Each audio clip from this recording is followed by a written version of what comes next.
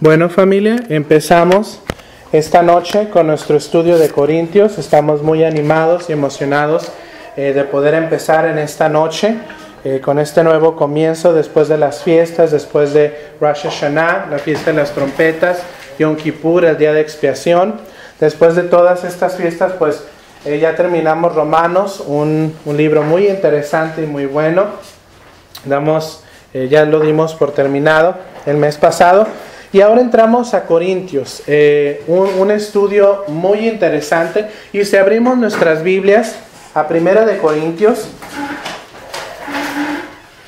vamos a entrar un poquito en la introducción. ¿Qué es Corintios? ¿Por qué se escribió Corintios? Vamos a empezar a desglosar el libro de Corintios. Y algo que quede claro, hermanos, es que el libro de Corintios no es nada más que instrucción rabínica. Y esto puede sonar algo raro para muchos porque dicen, bueno, los rabinos son judíos. Bueno, créalo o no, Pablo, que es comúnmente conocido, que hemos entendido por estudios anteriores, que Pablo fue un hombre que realmente le dio a la comunidad judía, porque él empezó a creer en el Mesías y ya se le quitó su título de Rab Shaul o el rabino Shaul, porque era una manera de denigrarlo de su postura como rabino, y se le dio el nombre o el apodo de Pablo. Entonces en sí Pablo no era el nombre con el que él se identificaba, realmente su nombre era el rabino Shaul o Saulo, como se le llama, y por ser su nombre hebreo es el que nosotros usamos y manejamos. Pablo era un nombre que se usaba pues realmente para denigrarlo de su posición. Y tenemos, hermanos, que entrar a la mentalidad de cómo eran las cosas en aquel tiempo. Y Saulo era un rabino, incluso Saulo estaba a los pies de Gamliel. Era uno de los mejores estudiantes de la Torá, de la palabra de aquel tiempo. Él ya incluso se iba a recibir para tomar un lugar en el Senedrín, para ser una cabeza de estudio, incluso ya tener una escuela de estudio. Cuando Gamliel pasara, Rab Shaul o Pablo iba a tomar el lugar de Gamliel, iba a empezar a ejercer como autoridad rabínica, empezar a tomar decisiones de qué era, cómo se iba a guiar la congregación judía de ese tiempo. Entonces aquí tenemos a un hombre sumamente preparado, familia.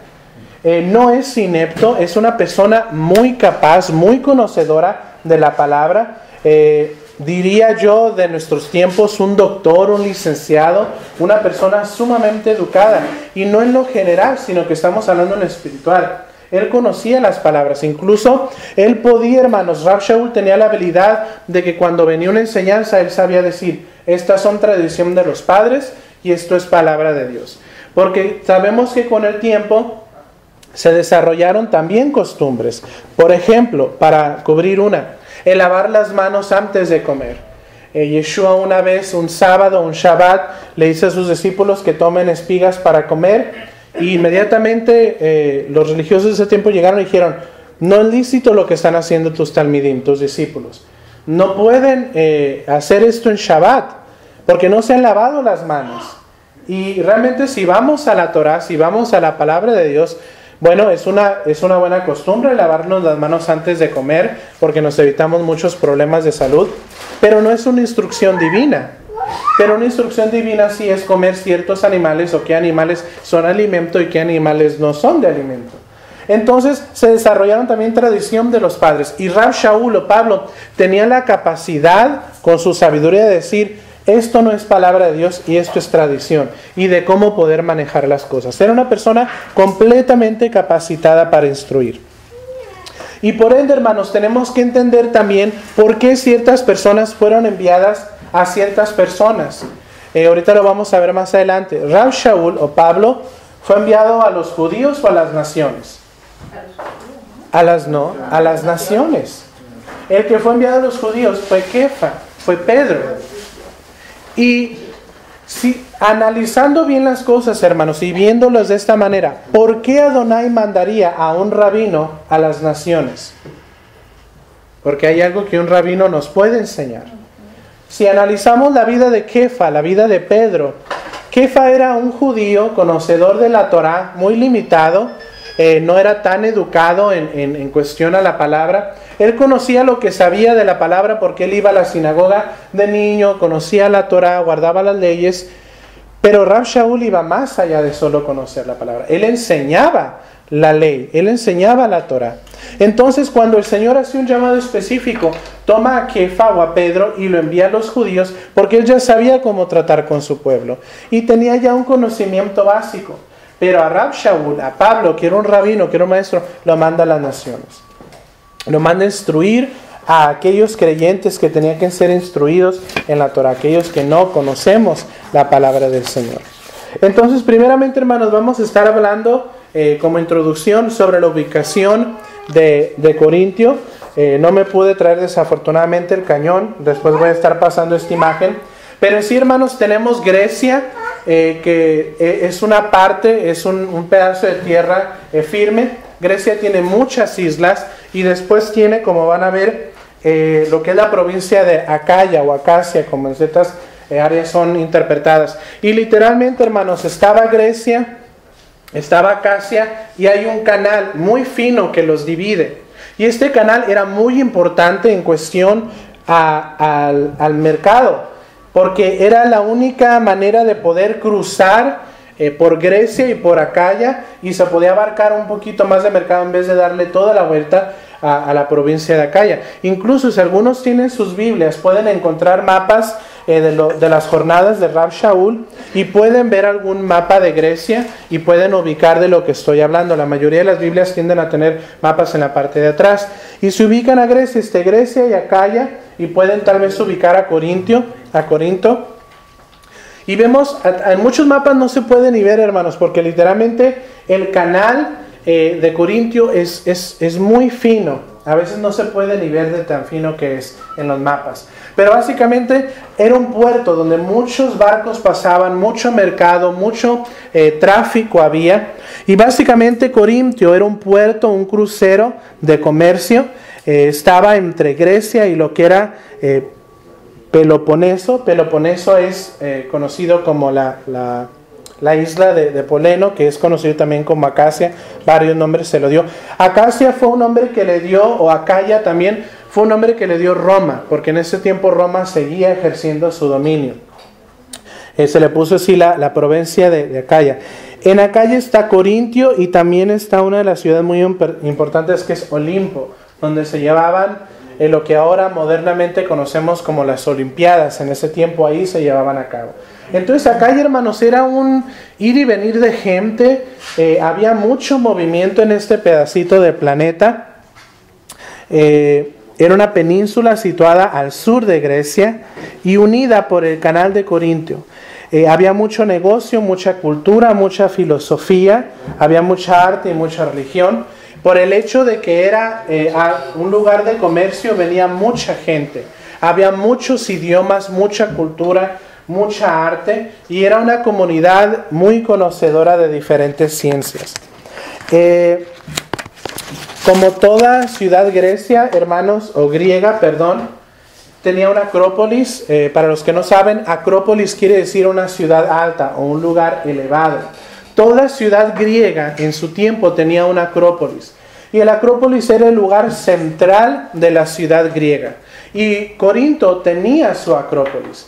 En el acrópolis usualmente estaba el teatro, estaban los baños públicos, estaban los mercados, estaba situada muchas veces las oficinas de gobierno, y la comunidad judía aprovechaba de poner su sinagoga porque la gente iba ahí a verse en cierta manera. Y también, desafortunadamente, estaban los templos paganos. El templo, hermano, y algo con lo que nos vamos a estar topando mucho en la historia de Corintio, una de las religiones más prepotentes o más poderosas en ese tiempo era el templo a Afrodita, la diosa Grecia del amor. Había todo un culto, todo un ritual. También estaba otra adoración a otros dioses, pero esta era una de sus primordiales religiones. Usualmente estos acrópolis se elevaban 600 metros de altura en cada ciudad, y se usaban para defensa, para tener veladores también de ver quién venía acercarse a la ciudad y también para adoraciones paganas. Y como nos decía en Corintio, uno de los templos primordiales era el templo de Afrodita, que era la diosa griega del amor. Entonces ya hablamos un poquito de lo que es su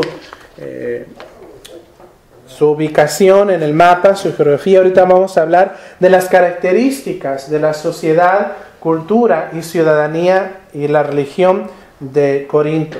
Para empezar, hermanos, eran muy ricos. Esta era una ciudad financieramente rica. En los comentarios dicen que por cada libre había 2 esclavos.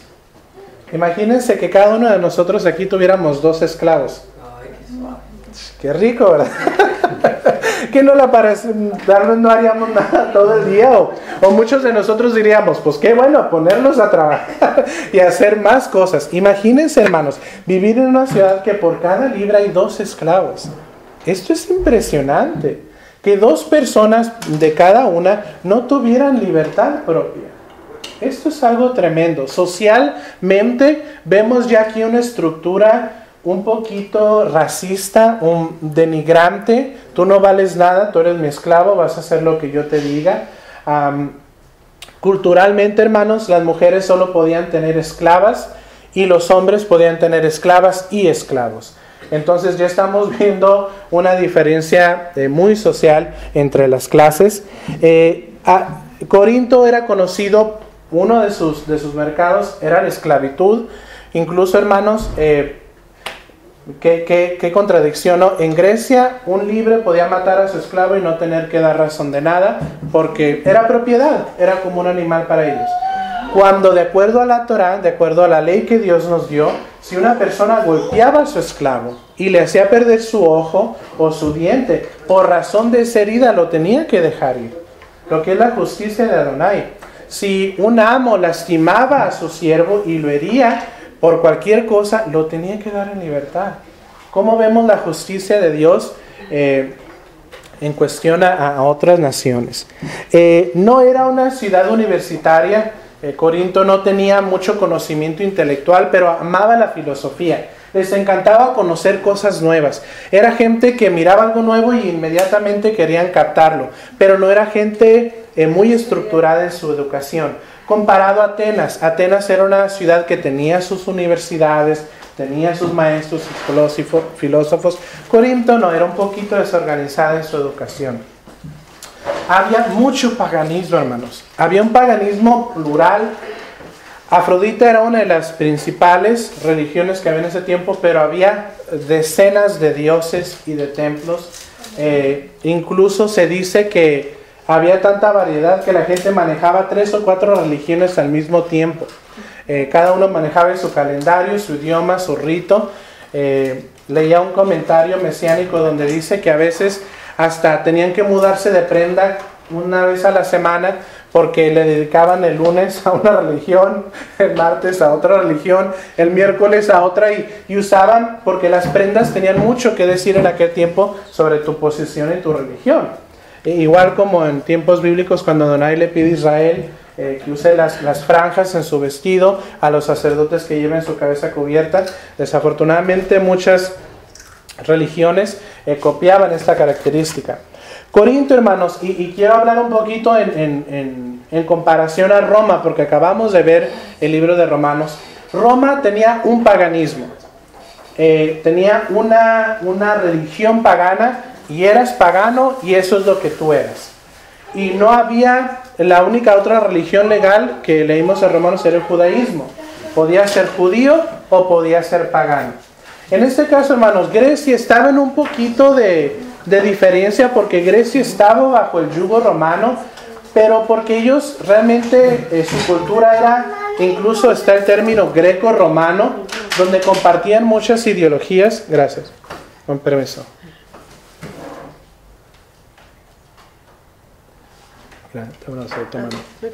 Como compartían muchas ideologías, no tenían mucha adversidad el uno con el otro. Pero en este caso Roma tenía una religión pagana. Y qué curioso, hermanos, ¿no? Lo podemos ver a lo que es ahora estos días Roma. Roma decía, somos paganos, pero una religión pagana. ¿Y Roma qué es en nuestros días? y bien aferrado. Grecia, no. Grecia tendía a decir, pues si quieres ser adorador de Afrodita el lunes y luego el martes de tal dios y el miércoles. Había, ahora sí que para lo que tú quisieras, había una diversidad pagana. La cultura era greco-romana, eran muy humanistas, la perfección del cuerpo era lo más importante, es por eso que vemos estas esculturas en muchos museos. La mente era importante, pero todo era acerca del ser humano. El ser humano es lo máximo, el ser humano es hermoso, es perfecto en su totalidad, tiene manera de pensar, de razonar, su cuerpo es perfecto. Y bueno, como dice la Escritura, se olvidaron del Creador y vieron a la creación como su Dios. Entonces eran muy humanistas. La ciudadanía, hermanos, ya hablando socialmente de griegos, y esto, hermano, es sumamente importante, por favor hay que poner atención y aclararlo. La ciudadanía de Grecia, específicamente la de Corintio, estaba conformada por griegos, judíos, grecos, y ahorita vamos a explicar eso, griegos, judíos, grecos, romanos, judíos y múltiples. Un griego era un griego nacido en Grecia. Un judío greco, hermanos, era una persona, hablábamos de la esclavitud, desafortunadamente había judíos que eran esclavos en ese tiempo. Un comentario que leí en un libro me llamó mucho la atención. A los griegos les encantaban las judías porque eran mujeres sanas. Y por ende las compraban como esclavas y después se casaban con ellas. Y tenían esta situación donde le decían, ay, tú puedes ser judía, a mí no me importa, dame hijos sanos. ¿Por qué? Porque el griego lo que le importaba era el cuerpo. Entonces compraban judías y lo que ellos querían es que les dieran hijos hermosos, hijos saludables.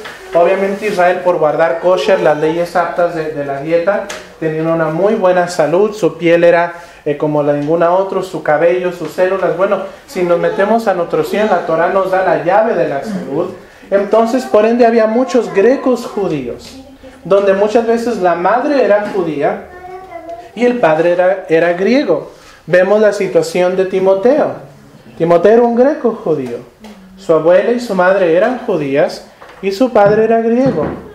Y desafortunadamente llegó un punto, hablando de este ejemplo, llegó un punto donde Rab Shaul se lo quiere llevar, pero muchos no lo aceptan porque no estaba circuncidado, porque el padre no tenía permiso de entrar a la sinagoga para hacer Brit Milá. Entonces vemos esta dinámica, hermanos, que se empieza a desarrollar. Los grecos judíos, ellos son muy importantes en el entendimiento de Corintios. Muchas veces, hermanos, queremos leer la Biblia sin entender el énfasis cultural. La Torah es un poquito diferente en su entendimiento, porque la Torah es, y cuando hablamos de Torah entendemos por los 5 libros de Moisés, la Torah es directamente dada por Adonai. Es palabra de Adonai, no hay vuelta de hoja. Podríamos en cierta manera estudiar la cultura y el trasfondo de a qué tipo de pueblo se le estaba dando, pero el mensaje venía de una fuente, que es la fuente perfecta, que es Adonai. Hablando del Nuevo Testamento, es un panorama completamente diferente, porque son hombres inspirados por Dios, pero son hombres, hablando e instruyendo a otros hombres. Por eso ahí sí tenemos que saber la dinámica, la fuente, el tiempo, la sociedad, cómo eran y cómo se estructuraban. Entonces, los greco-judíos. Después estaban los romanos, ciudadanos de Roma, pero que en ese tiempo abarcaban autoridad sobre mucho terreno, y en este tiempo hasta España llegaron a gobernar. Ciudadanos romanos, como lo era Rab Shaul. Rab Shaul era un ciudadano romano, de descendencia judía. Después estaban los judíos, había judíos que vivían en Corinto, e incluso llega un punto, hermanos, en la historia donde Roma hace un decreto y echa fuera a todos los judíos de Roma, y muchos se van a Grecia. Incluso Aquilas y Priscila eran unos de ellos que por un decreto tuvieron que irse a Corinto y después se topan con Rab Shaul. Y después estaban los múltiples, gente de África, gente de Asia, gente que era traficada como esclavos, gente que venía a hacer comercio y últimamente se quedaba en Corinto. Hermanos, había una inmoralidad y un desenfreno en la ciudad de Corintio como ustedes no tienen idea. Si queremos comparar, yo creo, a Corinto en nuestros días, pudiéramos decir Las Vegas o un lugar completamente de un descontrol, pero a la misma vez muy estructurado por dinero. Entonces había mucho descontrol. Incluso había un término griego que se usaba que quería decir corintianizar, que quería decir tener fiestas con mucho licor y desenfreno sexual. Llegaba al punto donde ya se clasificaba este término por el nombre de la ciudad, en donde ya era un desenfreno en la embriaguez y en la inmoralidad. Algo muy tremendo. Y en sí, hermanos, si vamos a 1 de Corintios, si alguien pudiera ir y leer 6 del 9 al 10, vamos a ver algunas características de esto. Todavía no entramos, estamos viendo todavía unas introducciones. Es 1 de Corintios capítulo 6 del 9 al 10, si alguien lo puede leer. Amén. Adelante. ¿No sabéis que los injustos no heredarán el reino de Dios? No erréis, ni los fornicarios, ni los idólatras, ni los adúlteros, ni los afeminados, ni los que se echan con varones, ni los ladrones, ni los ávaros, ni los borrachos, ni los maldicientes, ni los estafadores heredarán el reino de Elohim. Vaya listita. ¿Por qué tuvo que Rav Shaul decir todo esto? Porque eran cosas que se practicaban en ese tiempo. Y lo eran abiertas y se practicaban. Y lo peor, hermanos, es que la Kehilat lo empezó a practicar. Y es una de las razones por las cuales Rav Shaul tiene que escribir esta carta. Un poquito exhortante. Incluso hay comentarios donde hay 2 cartas más de Corintios que no se publicaron. Una de ellas se cree por comentaristas que fue tan severa que se destruyó. El coraje de la Kehilat fue tan fuerte que la destruyeron.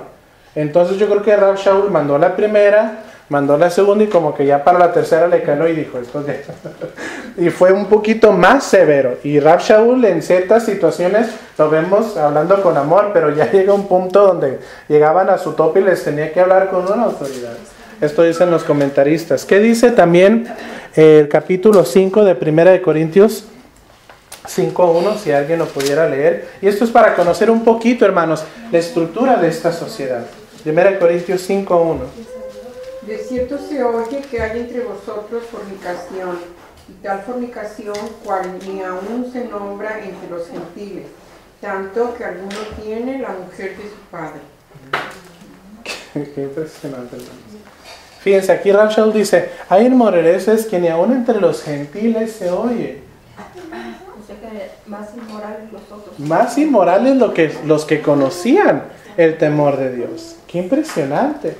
Incluso, hermanos, me llama la atención de por qué Rav Shaul reprende este acto del incesto. ¿Por qué, hermanos? Porque la Torah es muy clara sobre el hombre que se llega a la mujer de su padre. Si la Torah no fuera válida, ¿por qué Rav Shaul hace este punto? ¿Y por qué lo aclara? Vemos aún, hermanos, desde Génesis, cuando uno de los hijos de Israel se llega a la mujer de su padre y lo corta. Y es por eso que en ese caso entra otro a tomar la primogenitura dentro de las tribus de Israel. Entonces, ¿sigue o no sigue válida la Torah? Porque aquí Rav Shaul está abusando para exhortar. Qué tremendo. Entonces, como les digo, hermanos, era un desenfreno, un descontrol inmoral.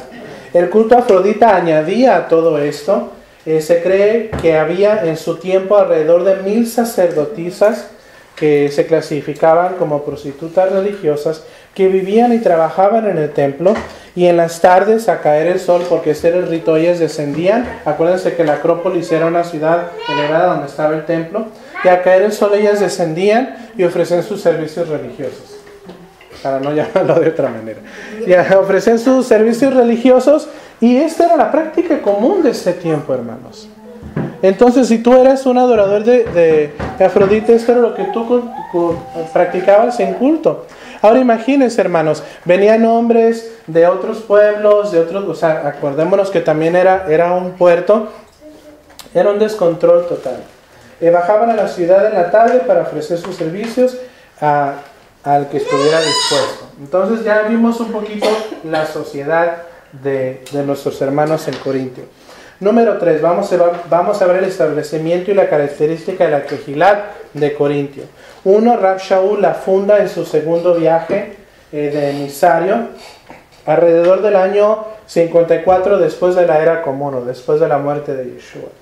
Y escribe esta carta porque se le manda un reporte. Si alguien pudiera leer 1 Corintios 7:1, porque él se siente inspirado a escribir esta carta. 1 Corintios 7:1. Quien lo tenga lo puede leer con confianza. En cuanto a las cosas de que me escribiste, bueno le sería al hombre no tocar mujer.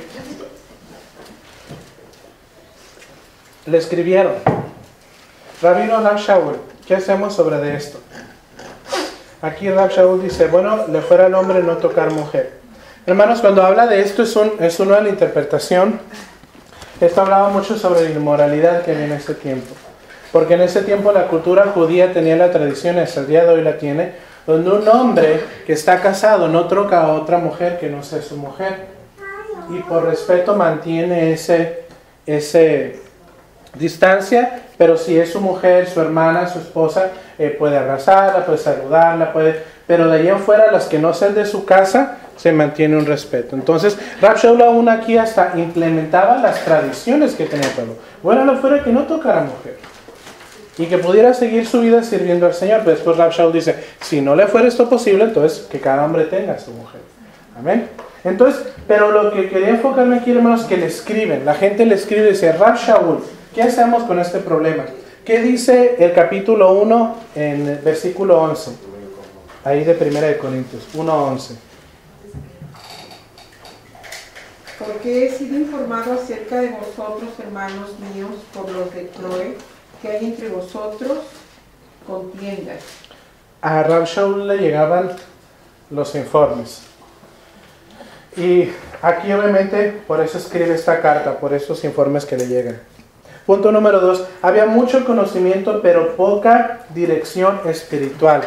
La gente sabía sobre la filosofía, sabía ciencias, pero tenía una dificultad para desglosar y saber, hermanos, qué era lo bueno y qué era lo malo.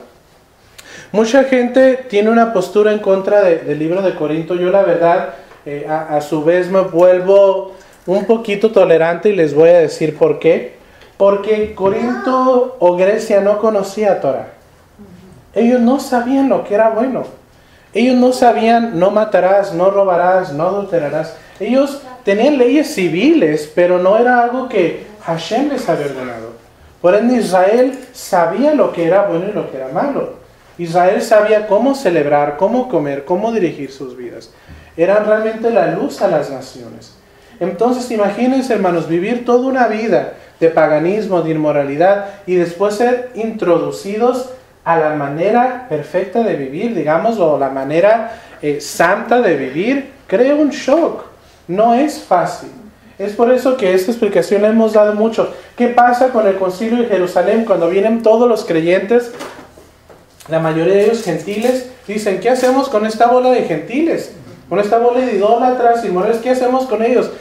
Y los pobres piden guianza a Ruach HaKodesh, al Espíritu Santo, y el Señor les dice, bueno, que se abstengan de inmoralidad, de lo ahogado, de lo que no es apto, de fornicación, de idolatría, y lo demás lo van a aprender en la sinagoga, cuando empiecen a leer las parshas. Cuando les empiecen a leer la Torah casado, ahí ellos van a ir aprendiendo lo demás. Entonces, que filtren los primeros de esto, de lo más pesado, y ya los detalles, el cómo agarrar el hula, cómo hacer la azúcar, cómo tantos detalles tiene la Torah, eso lo van a ir aprendiendo poco a poco. Pero primero que se limpien, que se purifiquen. Entonces, era difícil, familia, entrar a este estilo de vida. Había mucho paganismo, había mucha inmoralidad, mucha discriminación, facilidad de mezclar lo espiritual con lo pagano. Porque había tanta religión, hermanos, y la mentalidad era ya fácil. Pues puedo ser de esta religión y de esta religión. Para ellos muchas veces les era fácil mezclar. Recuerdo una vez, tengo una tía que está involucrada con un ministerio internacional y hablaban sobre ir a ministrar a la India. Hermanos, no sé si ustedes saben, pero la India tiene literalmente miles y miles de deidades. Y dice que cuando iban y compartían el Mesías, ellos aceptaban. Y que se sorprendían, que dijeran, sí, acepto bueno, ellos predicaban a Jesús, acepto a Jesús.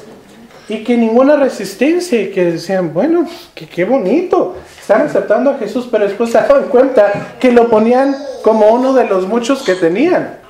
Decían, no, es que tienes que entender que ahora ya es Jesús y ninguno otro. Y ellos decían, ¿cómo que? ¿Nomás uno? Sí, nomás uno. Y a ellos no les entraba ese formato de que nomás hay uno. Incluso desviándolo por otra manera, sabemos que solo hay uno, que es Adonai. Que es que Yeshua el que nos guía a Adonai. Entonces, me atrevo a decir, hermanos, que culturalmente para ellos también dejar todo eso era algo difícil.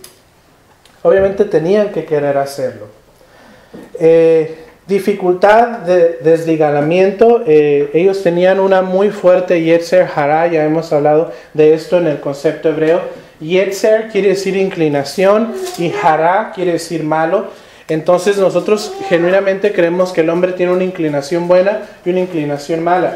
Y desafortunadamente la gente de Corintio tiene una muy gran mala inclinación para siempre hacer el mal. El tema central, hermanos, del mensaje de Rav Shaul era la unidad, la moralidad, el rol femenino en la Kehilat, los dones espirituales y la resurrección de Mashiach. Una vez más los voy a decir. La unidad, la moralidad y la moralidad, el rol femenino en la Kehilat o en la congregación, el rol de la mujer en la congregación, los dones espirituales y la resurrección del Mesías. Y me impactó desglosar por qué a veces habla tanto de la resurrección del Mesías. Había una secta, hermanos, incluida en el tiempo de Pablo, donde decían que Yeshua no resucitó. Alegaban que fue un profeta y que su cuerpo fue tomado y fue ocultado por sus discípulos.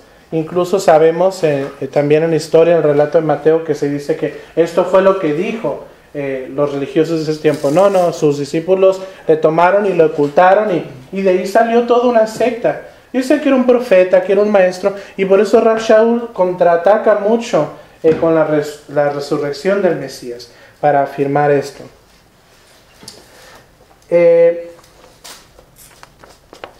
En Corintios, hermanos, desafortunadamente, me atrevo a decir al hacer el desglose de este estudio, nos encontramos con una verdad muy dolorosa. La situación de Corintios a la nuestra no ha cambiado mucho, desafortunadamente. Vivimos en una era en donde el cuerpo, mayormente conocido como el cuerpo de creyentes, y cuando digo creyentes, hermano, nos involucramos a todos aquellos que consideran este sagrado volumen como la autoridad plena para nuestras vidas. Y ya no desgloso tanto ni en mesiánicos, ni cristianos, ni bautistas, ni pentecostés. Estoy hablando de un cuerpo de creyentes. Desafortunadamente nos encontramos en una situación muy parecida a la de Corintios. Y me atrevo a decir que igual como ciudades vecinas, San Diego y Tijuana, vivimos esto aún un poquito más porque nos intensificamos, porque somos dos culturas que se encuentran donde hay comercio y donde desafortunadamente también hay mucho fluir de ideas. Uno de los panoramas, hermanos, que pasaba y que pasa el día de hoy era la falta de respeto a las autoridades espirituales. En Corintio había se hacían partidos. Vamos a entrar esto a muy temprano del texto. Unos decían, yo soy de Apolos. Otros decían, yo soy de Rav Shaul. Y muy pocos decían, pues yo soy de Mashiach, porque ya no hallaban para dónde hacerse del Mesías. Y había divisiones. Y llegó tiempos, hermanos, en escritos donde a Rav Shaul se le ponían y le decían, tú no eres líder, tú no eres cabeza, tú no eres autoridad espiritual. Y para decirle esto a un rabino, a mí me asombra, hermanos, porque aquellos que conocen al rabino Barney, su misma persona transmite un tipo de autoridad que venimos delante de él y ya venimos con él con mucho respeto, por lo que él simboliza, es nuestra cobertura espiritual, es nuestra autoridad. Y en Corintio había esta situación en donde no había respeto hacia la autoridad espiritual. Se le llegaba hasta un tú por tú, hasta para poder retar. Y en nuestros tiempos vemos esto, hermanos, que muchas veces Son hombres, son mujeres, no son perfectos, pero el Señor los ha puesto ahí por un lugar. El Señor los ha puesto en esa condición para aconsejarnos, para guiarnos, y entendemos que cuando no obran bien, nuestro deber es callar y orar por ellos.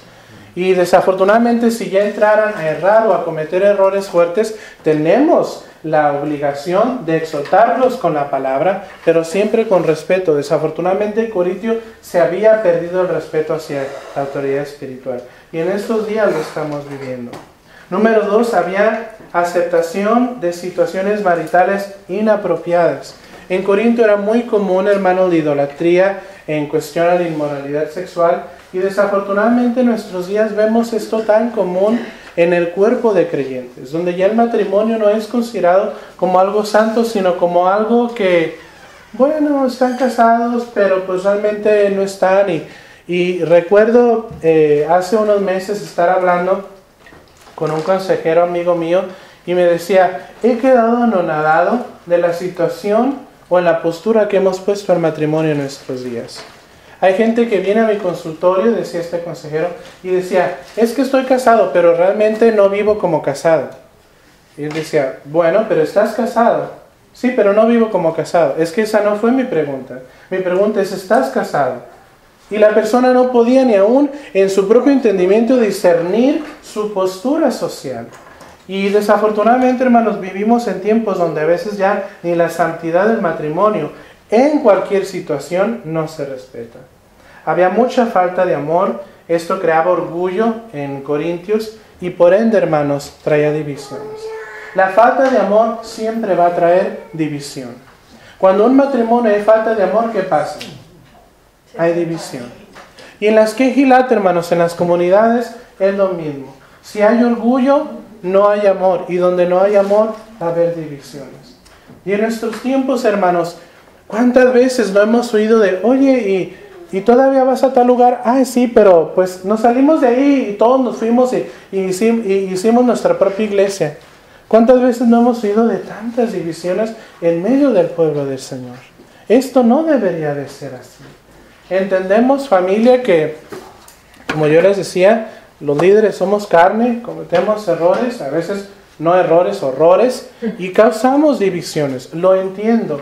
Pero cuando es el pueblo que se levanta en arrogancia o en rebeldía contra sus líderes, o aún el mismo pueblo, hermano, por falta de amor y orgullo, se divide, esto le duele al corazón del Señor. Y esto es algo que aún en nuestros tiempos sigue vívido. También en Corinto había mucho interés por dinero y por ende muchos de sus líderes estaban muy enfatizados en el dinero. Algo que desafortunadamente vemos en el cuerpo de creyentes en nuestros días, donde todo es sobre la prosperidad, todo es dinero, más edificios más grandes, más gente, más luces, más música. Hermanos, no estamos en contra de esto, pero cuando el enfoque genuino es realmente la salvación del alma y el alcanzar al perdido, realmente, hermanos, eso viene a ser extra. Pero desafortunadamente en muchos lugares ese es el enfoque que se da hoy en día. Y otra, hermanos, circunstancia que tenía Corintio, que es muy conocida en nuestros tiempos, es la crítica. En ese tiempo se criticaban mucho entre ellos, había mucho ataque, y me atrevo a decir que en nuestros tiempos también se ha divulgado mucho lo que es Leshon Hara, que conocemos en el judaísmo como Leshon Hara. Leshon es lengua, Hara, malo, igual como Yetzer, Hara, mala inclinación. Leshon Hara es mala lengua. Me encanta un dicho americano que dice, si no tienes nada bueno que decir, no digas nada. Es mejor, si no vas a poder decir nada bueno de tu hermano, mejor que hay que te calladito. También el dicho hispano que dice, calladito te ves más bonito. Entonces, por ende, hermanos, tenemos situaciones que vivía Corintio que desafortunadamente seguimos viviendo hoy. La pregunta es, ¿qué estamos haciendo? ¿Por qué nos estamos desviando? Rab Shaul exhortó con la palabra de Dios. Rab Shaul exhortó con la Torah para que este cuerpo se corrigiera. Entonces, ¿por qué estamos viviendo las mismas situaciones? Porque no tenemos Torah.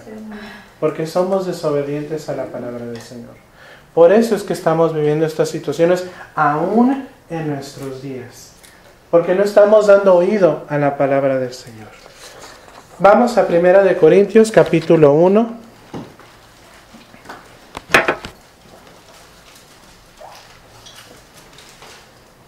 Primera de Corintios capítulo 1.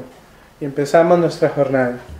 Dice: Rab Shaul, llamado a ser Shaliach, o en ciertas traducciones apóstol, el término en hebreo es Shaliach o enviado. Rab Shaul, llamado a ser Shaliach de Yeshua, el Mesías, por la voluntad de Hashem o de Adonai, y el hermano Sóstenes. ¿Quién era este hermano Sóstenes, del cual aquí se le da casi hasta un atributo de que él esté ahí? Si vamos a Hechos capítulo 18, me gustaría que fuéramos. Hechos es la espina dorsal de la vida de Pablo, de Rab Shaul. Si queremos entender muchos de los trasfondos de sus cartas, tenemos que ir al libro de Hechos. Hechos capítulo 18, y lo vamos a estar leyendo.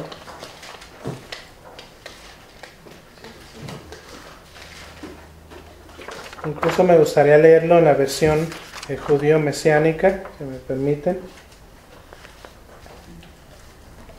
Hechos capítulo 18. Dice: después de esto, Shaul se marchó a Atenas y fue a Corinto, donde encontró a un judío llamado Aquila, originalmente de Ponto, pero que había venido recientemente de Italia con su mujer Priscila, debido a que Claudio había emitido un decreto echando a los judíos de Roma. Entonces, en este caso, hermanos, estos fueron judíos que fueron echados de Roma y fueron a parar en Grecia. De Italia con Priscila, debido a que Claudio había emitido un decreto echando a los judíos de Roma. Shaul fue a verles y, debido a que tenía la misma profesión que ellos, fabricando tiendas, se quedó con ellos y trabajó juntos. Pero además, Shaul comenzó a tener discusiones cada Shabbat en la sinagoga, donde intentaba convencer tanto a judíos como a griegos. Pero después que Silas y Timoteo llegasen de Macedonia, Shaul se sintió presionado por la urgencia del mensaje y testificó a fondo a los judíos diciéndoles que Yeshua es el Mesías. Versículo 6.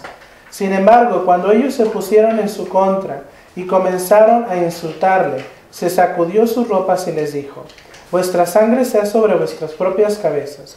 Por mi parte estoy limpio, de ahora en adelante iré a las naciones. En otras palabras, hermanos, Rab Shaul entró a la sinagoga, les empezó a convertir al pueblo judío. El pueblo judío se cerró y dijo: de ahora en adelante ya no voy a ustedes, voy a ir a las naciones. Como que se le hizo más fácil, ¿verdad? Todo lo contrario. Vamos a seguir. Dice versículo 7: de manera que los dejó y fue a la casa de un hombre que temía a Dios, llamado Tito Justo, cuya casa estaba al lado de la sinagoga. Crespo, el presidente de la sinagoga, creyó en el Señor juntamente con todos los de su casa, y así como muchos otros corintios que oyeron, creyeron y fueron inmersos. Una noche de una visión, el Señor le dijo a Shaul: no temas, habla y no te detengas, porque yo estoy contigo. Nadie conseguirá hacerte daño, porque yo tengo a muchas personas en esta ciudad. De manera que Shaul permaneció allí durante 1 año y medio, enseñándoles la palabra de Dios. Versículo 12. Pero cuando Galión se convirtió en el gobernador romano de Acaya, acuérdense que Acaya era una provincia de Roma, los judíos que no eran creyentes realizaron un ataque concentrado sobre Shaul. Le llevaron a los tribunales diciendo: este hombre está intentando persuadir a las personas para que adoren a Dios de manera que son contrarias a la Torá. Versículo 14. Shaul se disponía a abrir su boca cuando Galión le dijo a los judíos: escuchad, judíos, si es que fuese un carácter de haber cometido injuria o un grave crimen, sería razonable esperar que yo os escuchase con paciencia. Pero teniendo en cuenta que tiene que ver con cuestiones de palabras y nombres y con vuestra propia Torá, es preciso que vosotros mismos tratéis sobre ello. Yo me niego totalmente a juzgar sobre estos asuntos.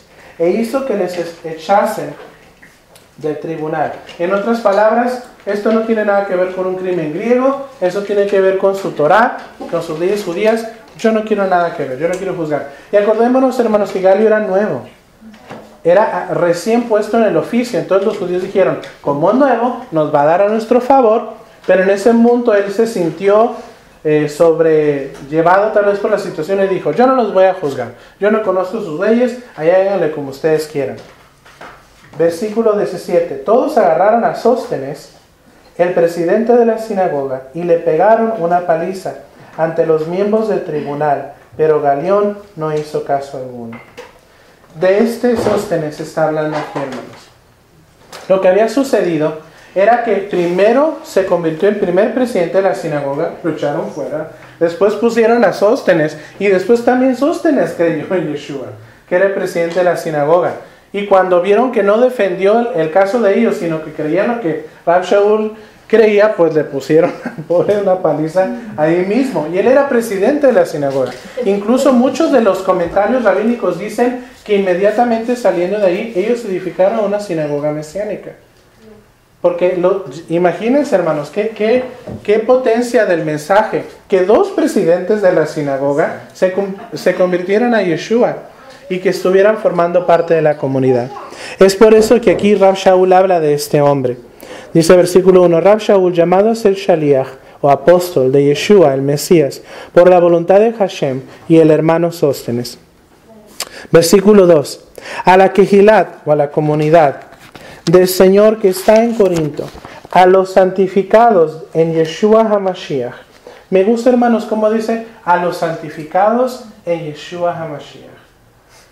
Dice, llamados a ser santos, o Kadosh, con todos los que en cualquier lugar invocan el nombre de nuestro Señor Yeshua HaMashiach, Señor de ellos y nuestro. Gracia y shalom a vosotros, de nuestro Señor, de nuestro Padre, y del Señor Yeshua HaMashiach. Aquí Rav Shaul estaba haciendo una distinción, hermanos, que la santidad solo venía a través del Mesías. Que solo era su sangre y su sacrificio y el acercamiento al pacto a través de su sangre que el hombre genuinamente alcanza la santidad. Muchas veces hablamos de santidad y no conocemos el proceso de la genuina santidad. Para que un hombre realmente, hermanos, pueda experimentar santidad en su vida, tiene que reconocer que ha pecado. Tiene que aceptar que el único camino a Adonai o al acercamiento a Dios es a través de Yeshua, a través de su sangre. Y que por ende, al ser purificado y ser limpiado por la sangre del Mesías, ahora él guarda el pacto del Torah para poder vivir en santidad. Eso es lo que realmente es santidad. El pueblo de Israel, hermanos, hacía realmente una similitud en esto. Cuando el pueblo de Israel pecaba, ¿qué hacían? Reconocían su pecado. ¿Y después qué hacían? Tomaban un cordero, tomaban un sacrificio y nomás lo acariciaban y lo dejaban en su casa. No, los llevaban al tabernáculo. Era degollado, la sangre derramada. Y por esa sangre ellos volvían a entrar al pacto. Se quitaba esa maldad, era echada fuera ese pecado, esa maldad, y entraban una vez más al pacto. Es la misma figura con el Mesías. Es por eso que el Mesías es la Torah viviente, es la instrucción, la ley de Dios viviente. Porque a través de su sangre nosotros somos purificados y somos introducidos al pacto del Señor. Rav Shaul instituye que al seguir a Yeshua o al Mesías somos santificados y debemos de andar en santidad. ¿Y qué es andar en santidad, hermanos? Guardar sus mandamientos. ¿Por qué no vamos, si alguien me pudiera leer o buscar Levíticos 20 y alguien más me pudiera buscar Números 15? Ahorita les digo los versículos. Levítico 20 y Números 15. Quien los tenga me puede decir. Levítico 20, hermano. Y vamos a estar leyendo Levítico 20, versículo 7 y versículo 26. 7 y 26. ¿Y el otro qué dijo? ¿El otro cuál fue, hermano? El otro era Números 15, 40. ¿Qué dice Levíticos 20, 7? Santificaos, pues, y sed santos, porque yo, Adonai, soy vuestro Elohim. Amén. ¿Y el 26? Amén. Habéis pues de serme santos, porque yo, Elohim, soy santo, y os he apartado de los pueblos para que seáis míos. Entonces, si somos santificados a través de Yeshua y entendemos que tenemos que ser santos ante Adonai, ¿cuál es el patrón que debemos de seguir para ser santos? guardar sus mandamientos. ¿Qué decía la mitra que usaba el sumo sacerdote? Santidad a Adonai. Y tú lo mirabas y constantemente eras recordado, yo tengo que andar en santidad. ¿Y cómo andabas en santidad? Andando en las leyes del Señor. Y aquí Rav Shaul dice, ustedes han sido santificados por medio del Mesías, porque fue a través del Mesías que ellos ahora entraban al pacto de Torah. Números 15:40.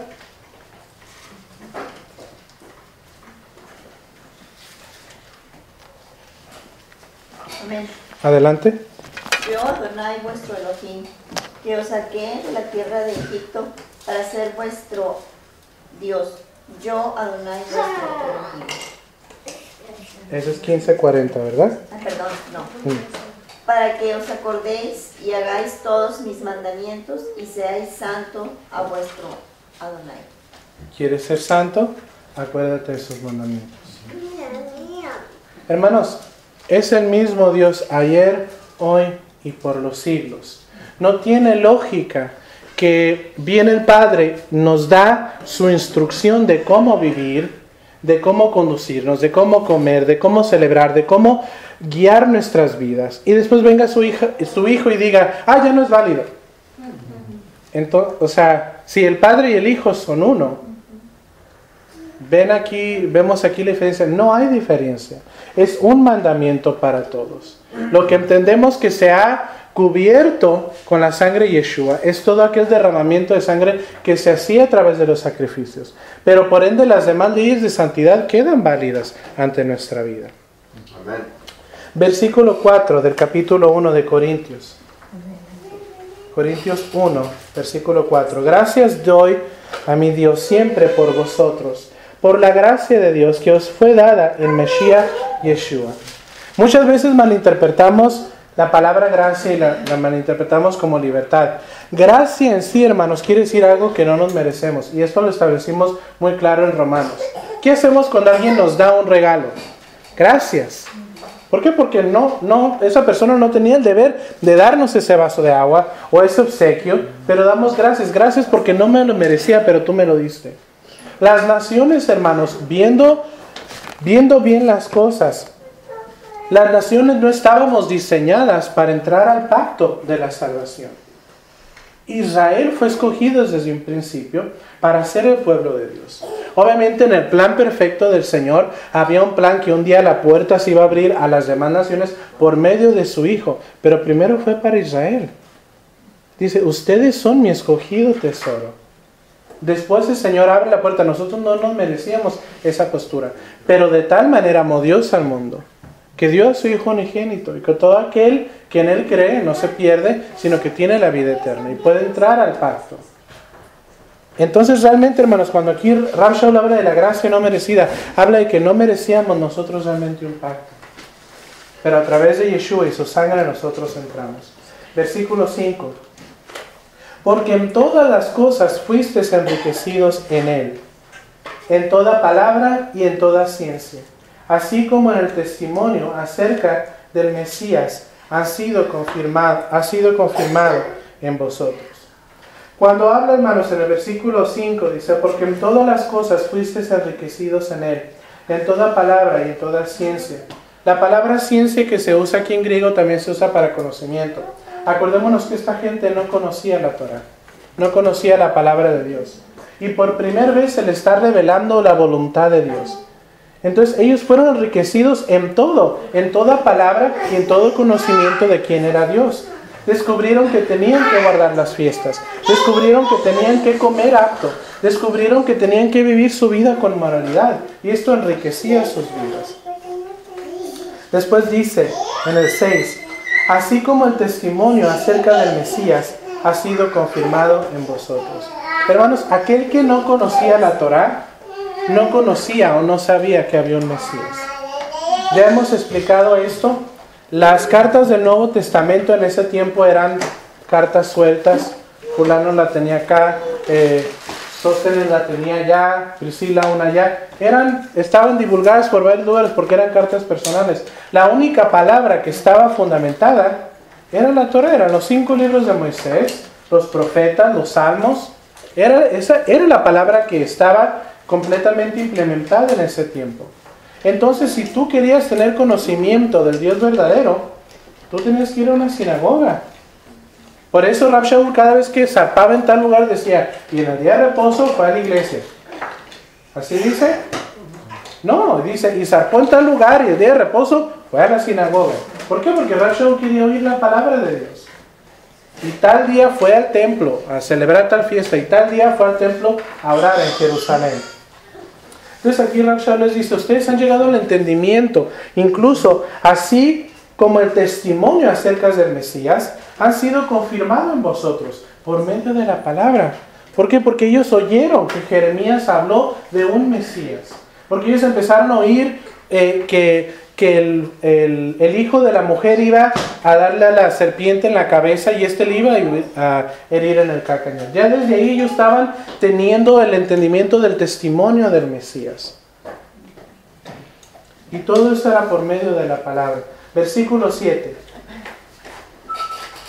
De tal manera que nada os falta en ningún don, esperando la manifestación de nuestro Señor Yeshua, el Mesías, el cual también os confirmará hasta el fin, para que seáis irreprensibles en el día de nuestro Señor Yeshua, el Mesías. Esto quiere decir, hermanos, que por medio de su palabra conocemos sus planes, sus tiempos y sus propósitos. Versículo 9, uno de mis favoritos. Fiel es Hashem, por el cual fuisteis llamados a la comunión con su Hijo Yeshua HaMashiach, Señor nuestro. Hay una fidelidad, hermanos. A mí me impactan mucho los libros de Jeremías y Isaías, donde dice, y vendrá un tiempo donde las naciones vendrán a implorar el nombre de Adonai. Las naciones no conocían al Dios verdadero. Ellos tenían sus Baales y tenían sus Afroditas, pero iba a venir un tiempo donde las naciones iban a venir a implorar el nombre de Adonai. Donde dice el profeta que 10 hombres de todas las naciones iban a prender del manto de un judío y le iban a decir, iremos con ustedes, porque Dios está con ustedes. Esto está tremendo, hermanos, y eso está sucediendo en nuestros días. Versículo 10, y creo que aquí paramos, sí, ya. Versículo 10. Aquí es donde ya empieza, primero Rab Shaul hablando bien quedito, pero aquí como que ya les da el regaño. Os ruego pues, hermanos, por el nombre de nuestro Señor Yeshua HaMashiach, que habléis todos una misma cosa, y que no haya entre vosotros divisiones, sino que estéis perfectamente unidos en una misma mente y en un mismo parecer. Porque he sido informado acerca de vosotros, hermanos míos, por los de Chloe, que hay entre vosotros contiendas. Chloe, hermanos, hizo una investigación. En el sector cristiano no encontré mucho, nomás se sabe que era una mujer, Ger Sadik, que iba a la sinagoga, creyó en Yeshua, pero que con todos estos problemas que había en Corintio, Chloe decidió ya no ir a la sinagoga y quedarse en su casa y estudiar ella la Torah. Y era una mujer muy rica y por ende podía contratar a rabinos a que vinieran y que le enseñaran la Torah. Pero ella decidió, yo no me voy a meter con esto, yo me quedo en mi casa. Incluso en griego, cuando implica a los de Chloe, implica que esclavos de ellos que eran creyentes, que iban a la sinagoga en Shabbat, le informaban porque ella decidió ya no más ir. Pero sus esclavos iban y le decían, fíjate Chloe, que está pasando esto en aquel Gilar. Y Chloe dijo, vayan y digan a Rab Shaul. Rab Shaul tiene que venir a hacer esto. Y también los comentarios dicen que Chloe aportaba en sus donaciones para que Rab Shaul pudiera tener su ministerio. Es que triste que Rab Shaul le lleguen y le toquen y, oh sí, ¿cómo está? Y Rab Shaul abrió la puerta en Éfeso, porque para los que no saben, Rab Shaul escribió esta carta de Corintios desde Éfeso, y que Rab Shaul hiciera pasar a los siervos de Chloe, sus amigos, sus compañeros en el Señor, y ¿qué pasó, muchachos? ¿Cómo está Chloe? Bien, pero ¿te acuerdas de aquella quejilata en Corintios? Sí, está pasando esto y esto y esto. Y como maestro, hermanos, como moré, siento tal vez el sentimiento que sentía Rab Shaul a su corazón desbordarse y decir, ¿por qué? ¿Por qué se desunen? ¿Por qué hay divisiones? ¿Por qué no son uno entre vosotros? No haya divisiones entre vosotros. Sigue diciendo el escritor, Quiero decir, versículo 12, quiero decir que cada uno de vosotros dice, yo soy de Rab Shaul, y yo soy de Apolos, y yo soy de Kefa, y yo de Mashiach. ¿Acaso está dividido el Mesías? ¿Fue crucificado Rab Shaul por vosotros? ¿O fuiste sumergidos en nombre de Rab Shaul? Imagínense, hermanos, las divisiones que habían. Qué triste sería que de repente, pues yo soy del hermano Menaje, yo soy del hermano Martín, y yo soy del hermano, y pues yo soy de Adonai. Imagínense, hermano, causa risa, pero imagínense la contienda que había en estos tiempos. Ya para cerrar, esto, hermanos, en Corintios se había convertido en un concurso de divisiones y de estudiantes. A ver quién tenía más gente. ¿Suena conocido? A ver quién tenía más gente. A ver quién decía, yo soy de pip, tal lugar. Y mi pastor es pip. Y tenemos el mejor grupo y tenemos la mejor. ¿Acaso no es un Mesías? ¿Acaso está dividido? ¿Fueron sumergidos en el nombre de su pastor? ¿Quién es su cabeza? Apolos, hermano, fue el sucesor de Rab Shaul. Cuando Rab Shaul se fue a Éfeso, duró en Éfeso casi 2 años. Rab Shaul deja a Apolos. Apolos fue el sucesor y vamos a entrar en eso en el próximo estudio. Pero una distinción de Apolos. Apolos era un Ger Sadik. Y podía entender un poquito, cuando digo Ger Sadik, para aquellos que están entrando a la terminología. Un Ger Sadik era una persona que no era judía de sangre, pero que venía al pacto a través del Mesías. Y Ger quiere decir extranjero, un no judío. Y Tzadik quiere decir justificado.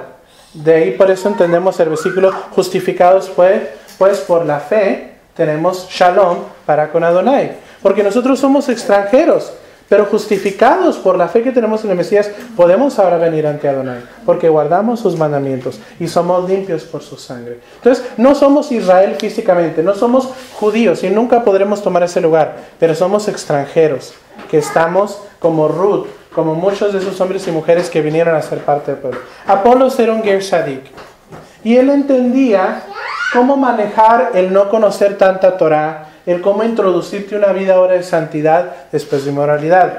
Kefa, conocemos mucho de Kefa. Kefa era muy atrabancado. Kefa era judío y le resistía en la cara, a veces hasta Rab Shaul, y se cree que hasta tal vez le dio una cachetada y se agarraron ahí en una disputa que tuvieron Rab Shaul y Kefa. Kefa era muy agresivo y él tendía a hacerse del lado de los judíos.